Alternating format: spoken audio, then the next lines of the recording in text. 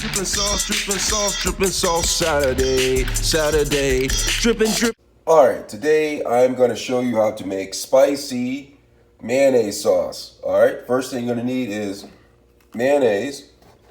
Next you're going to need spicy.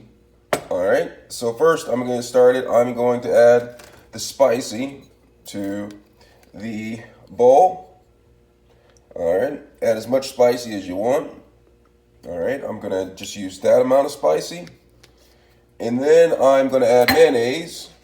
So just take and just rub your packet. Alright, and then you're going to take a spoon.